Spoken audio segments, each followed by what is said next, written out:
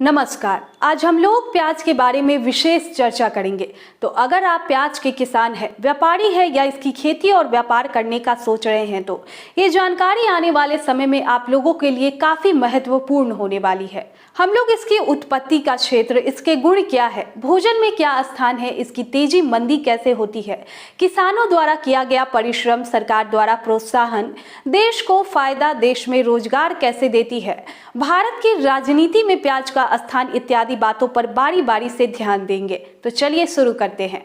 सबसे पहले देश में प्याज उत्पादक क्षेत्रों के बारे में चर्चा की शुरुआत करते हैं। प्याज उत्पादन में महाराष्ट्र सबसे पहले स्थान पर आता है। उसके बाद मध्य प्रदेश, गुजरात, कर्नाटक, तेलंगाना और राजस्थान सबसे बड़ा प्याज उत्पादक राज्यों में आते हैं। लेकिन महाराष्ट्र की प्याज अच्छी क्वालिटी और बेमिसाल स्वाद के कारण दूसरे देशों में काफी प्रसिद्ध है। हालांकि अब धीरे धीरे दूसरे राज्यों की प्याज को भी हर देशों में भेजने की प्रक्रिया शुरू हो चुकी है। हमारा देश प्राचीन काल से ही कृषि प्रधान देश रहा है। वैसे कृषि में हर उत्पाद का अपना एक विशेष महत्व है, लेकिन प्याज और लहसुन का एक विशेष महत्व है। आप कुछ बातों पर ध्यान देंगे तो ये सारी बातें समझ आ जाएगी। देश में प्याज उत्पादक क्षेत्रों के किसान ज्यादा साहसी हुआ करते हैं, चाहे उनका क्षेत्र कोई सा भी हो। इसका भी कुछ कारण है जिसके कुछ अंश आप लोगों के सामने रखना चाहते हैं। बचपन से ही प्याज उत्पादक किसानों को हर दिन हर समय जोखिम भरा कदम उठाना पड़ता है। बुआई से लेकर कटाई तक, कटाई से लेकर स्टॉक तक, स्टॉक से लेकर मंडी में बेचने तक हर समय जोखिम भरा कदम हुआ करता है, जिस कारण प्याज उत्पादक किसान काफी धैर्यवान और साहसी हुआ करते हैं। क्योंकि प्याज ऐसी अति संवेदनशील वस्तु है कि सुबह में तेज बिका तो हो सकता है शाम में मंदा बिके, और शाम में मंदा बिका तो कल होकर सुबह में तेज बिके। इतनी तेजी और मंदी का खेल अमूमन दूसरे फसलों में देखने को नहीं मिलती है। इसीलिए जिसमें इतना जोखिम भरा कदम हो, उसका आखिर समय तक भाव का इंतजार करना कोई साधारण धैर्य की बात हो ही नहीं सकती है। इसीलिए ऐसी तरह की संवेदनशील फसल की खेती करने के लिए हमारे तरफ से उन सभी किसानों को बहुत बहुत नमन, जो किसान सालों भर देश की उपभोक्ता को कभी कभी अपने लागत मूल्य से भी कम भाव पर बेचने को मजबूर हुआ करते हैं, फिर भी कुछ नहीं कह पाते, क्योंकि वो पहले से जानते रहते हैं कि भाव बढ़ने पर सबकी सुनवाई होगी, लेकिन भाव कम होने पर उनकी कोई नहीं सुनेगा, चाहे उनको फेंकना ही क्यों ना पड़े। लेकिन आखिर क्या वजह है कि इसकी मंदी के दौर में सभी खामोश रहते हैं? तो इसके पीछे सबसे बड़ी वजह है सियासत। इसके बारे में बाद में बात करेंगे। इन्हीं सब कारणों की वजह से किसानों को बचपन से ही इसकी आदत पड़ जाती है और इन सब समस्या के बीच में जीते हुए आगे बढ़ते हैं। पर अब वक्त है इन सभी मानसिकताओं को तोड़ना और किसानों को मजबूत होना होगा। हमने पिछले साल से कोशिश किया है कि किसानों की समस्या को सरकार तक पहुंचा के और उनका समाधान करना, और इसका असर कहीं न कहीं देखा हुआ दिखाई जरूर दिया है। क्योंकि पिछले साल जिस समय पूरे देश की मीडिया थोड़ी दाम बढ़ने से निर्यात को बंद करने की बात कर रहे थे, उस समय हमने प्याज का निर्यात बंद न हो इसके लिए बहुत से किसानों और व्यापारियों की मदद से वीडियो बनाया था, जो कि काफी आगे तक पहुंचा और कुछ बड़े अधिकारियों के पास निर्यात बंद होने से किसानों पर बीतने वाली समस्या के बारे में विस्तार से बताया कि किसान कैसे एक साल से भाव के बढ़ने का इंतजार कर रहे हैं, और अगर निर्यात बंद हुआ तो किसानों को प्याज मंडियों में बेचने के बजाय फेंकना ज्यादा फायदेमंद लगने लगेगा, जिस कारण हमने देखा कि पिछले साल प्याज का निर्यात बंद नहीं किया गया।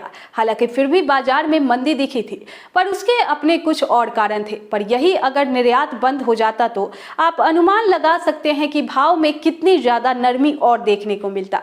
कुछ मीडिया ने बिना जमीनी हकीकत जाने एक हफ्ते की तेजी को इतनी बड़ी हेडलाइन और कवरेज दे रहे थे कि जिससे प्रेशर में आके सरकार भी झुक जाती, और जिसकी कीमत किसानों को चुकाना पड़ता है।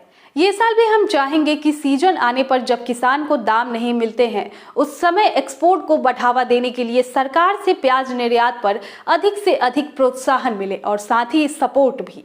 भोजन से अगर प्याज को हटा दिया जाए तो सब्जी का स्वाद फीका सा पड़ जाएगा। जो लोग मांसाहारी है उनका तो प्याज के बिना खाना बनाना एक कल्पना सा प्रतीत होता है, क्योंकि प्याज के बिना मांसाहारी भोजन बन ही नहीं सकता है। शाकाहारी खाने वालों के लिए भी प्याज एक अहम सा बन गया है।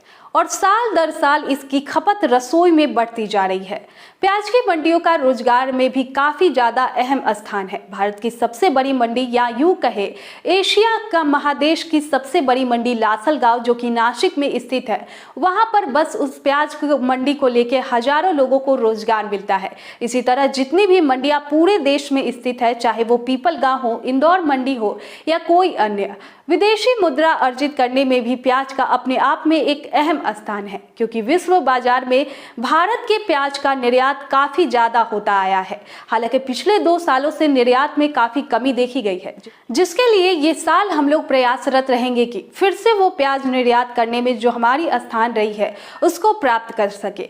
स्वास्थ्य के दृष्टिकोण में भी प्याज एक अलग ही स्थान प्राप्त है। ऐसे कोई समस्या नहीं है जिसमें प्याज का सेवन हम ना करें।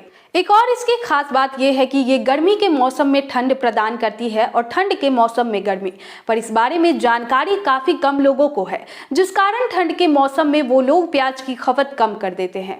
हमने शुरुआत में बात किया था, प्याज का राजनीति में स्थान काफी ऊपर है, इसीलिए चाहे सरकार किसी भी पार्टी की हो, लेकिन सभी सरकार का हर समय ध्यान प्याज पर अवश्य रहता है, क्योंकि इसका मुद्दा बनाकर कई सरकार बदल चुकी है, जिस कारण हर सरकार प्याज को लेकर हर वक्त काफी सहज रहा करती है। अन्य वस्तु अगर महंगा हो तो सिर्फ चर्चा बन के रह जाएगा, लेकिन अगर प्याज महंगा हुआ तो इसका स्थान गले में माला के रूप में हुआ करता है। प्याज जिस प्रकार सत्ता से अलग करने एवं सत्ता तक पहुंचने में अपनी काफी योगदान रखती है, उसी प्रकार व्यापार में इसकी काफी अहम योगदान है। प्याज का व्यापार अच्छे तरीके से किया जाए तो इसमें और सब प्रोडक्ट्स के मुकाबले काफी ज्यादा मुनाफा देखने को मिलता है। हम लोग अगले भाग में प्याज की तेजी मंदी कैसे आती है, कौन से बात को ध्यान में रखकर व्यापार किया जाए, स्टॉक किस प्रकार से करें, बाकी तमाम बातों पर चर्चा करेंगे। इसके लिए जुड़े रहे हमारे साथ।